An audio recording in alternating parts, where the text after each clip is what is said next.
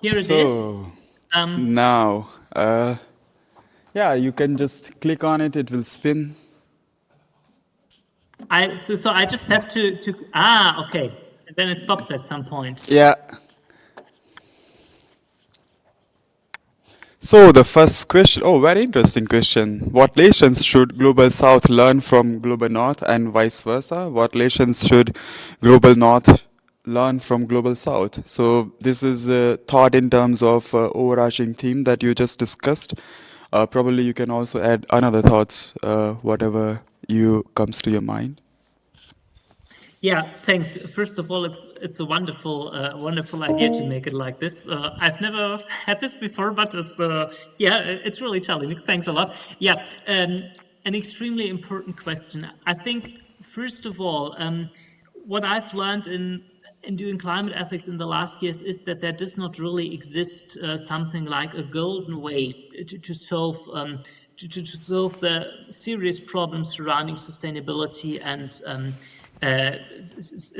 climate protection and all these things. So really, we can learn from each other from different practical approaches, concrete approaches to fight climate change, to develop more sustainability. I think there are a lot of options available. So I think the first thing, and this is vice versa for all sides, is look at the concrete examples in the different states and see how are they working and how what can be learned from each other. And there do exist such cooperatives. So I just want to mention maybe one example. There exist different cooperations between cities on a global scale that, for example, big metropolitan sorry, I'm nearly there. After talking so long, from different big cities from all around the globe who are facing the same problems, for example, traffic problems, uh, fighting climate change when it comes to mobility. Everyday mobility is, I believe, nearly the biggest challenge we have to face in the whole thing. And so these cities really try to help each other and to learn from each other. So I think there's a lot to be done. When it comes, especially from what can the global North learn from the global South, I would say that one important point is to think about other ways of connections between the natural environments and all the elements that are there and the human beings, because we in the heavy industrialized, heavy individualized West sometimes lose, I believe, more organic perspectives on the interaction between human beings and nature. And there, I think there are a lot of opportunities. What just comes to my mind when I read this question is, for example, the concept of buen vivir, living well in Southern America, developed especially in countries in Southern America, that seeks to develop a comprehensive notion of well-being that includes the human situatedness in the environment and in the natural environment. So I think there are a lot of possibilities. All of us can learn from all the others that are in the planet. Yes, thank you so much. One interesting thing that you said that highlighted in my brain was the mobility thing. That was the same thing, same similar answer was also received to a different question from our another lecturer. So both of you also pointed out that that's the biggest challenge that cities face. So very interesting. We still have 10 minutes. Would you like to answer another question? Then you Yeah, can spin the wheel I again. click again and let's see what happens.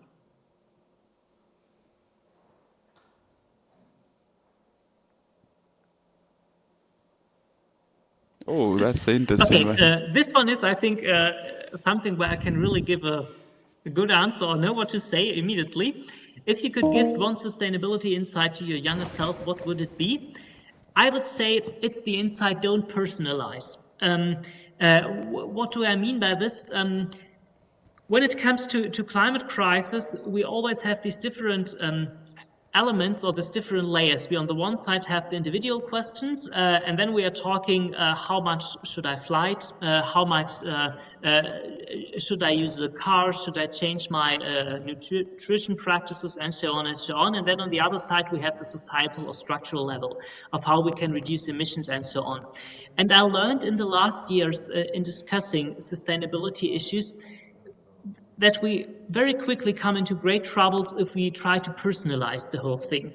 We won't save the climate and we won't reach sustainability if we criticize each other personally for behaving in certain ways. I think the debate really should first of all focus on the systematic level of societies, of structures, and to try to induce changes there. If we manage to induce changes there,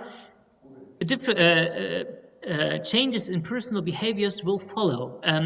This, I think, has to be expected, and of course we need these changes in personal behavior, but I think it's the wrong way to discuss it in a face-to-face personalization style, because this only creates tensions. One thing I think what one can really observe this is the discussion between older and younger generations concerning, for example, flights. So the younger generations claim, well, you older generations did not take care of the whole climate problems, the environmental problems, and lived a very thoughtless lifestyle, very consumerist lifestyle. And on the other side, of course, the elderly people are right in claiming, well, you younger people in the rich Western countries never experienced in your life what it means, for example, to be quite poor. So you were already born into a very high lifestyle, and so you cannot really blame us. And if we continue this discussion, it gets very soon extremely unproductive, and so I would really say we should not personalize this discussion so much. Last point maybe to this is it is, after all, a trick of the big companies. Just think of issues like the individual carbon footprint that obviously has been issued by interested oil companies to somehow privatize the whole problem of climate change and say, well, you as an individual are responsible, you can think about it, we don't change anything. And this, after all, won't be a solution for the normative problems we are facing here. Yes, thank you so much. We also discussed the carbon footprint and who introduced it in detail in one of the very first lectures. If you still have some time and would like to share some thoughts, we can maybe take one more question. Yeah. Then let's do one more question.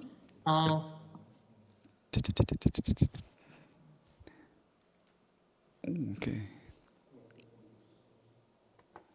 So this is pretty much similar to the global north-south and maybe an extension of that. What are the main drivers hindering collaboration across countries? I think, of course, first of all, there are obviously colliding interests, and we discussed this as well when we were discussing the scenarios with the sheeps, because it is in a way to very simply modeling the rationality issues that are underlying the whole problem. And of course, we see here colliding interests, states that for example, are highly dependent on fossil industry, on fossil production. Think of Russia, think of the Arab states. So they have different economic interests than, for example, the Scandinavian states. For this, I think, is an important point to acknowledge as well. For example, Scandinavia has a lot of water there, so it's quite easy for them compared to other countries to reduce their carbon emissions. So, first of all, I would say it's the collision of economic interests, and in the second place, it's something we had discussed as well already. It's the problem of different levels of development and, in consequence, a problem of prioritizing. So I fully understand that a government of a poor country in the global south says, before thinking about future generations, we have to think about how we can provide a decent lifestyle to our current population, and how we can fight poverty, how we can fight that people still are hungry in our world, and all these big problems. I fully understand this, and so I think one of the really big issues here that prevents cooperation is that we still need to find ways to how to combine the climate change issue with the global poverty and global inequality issues, because we will only fight globally climate change if we find ways to support the poorest countries in the world in fighting poverty and fighting social inequality. Yes, thank you so much for your answers and your insights into these things.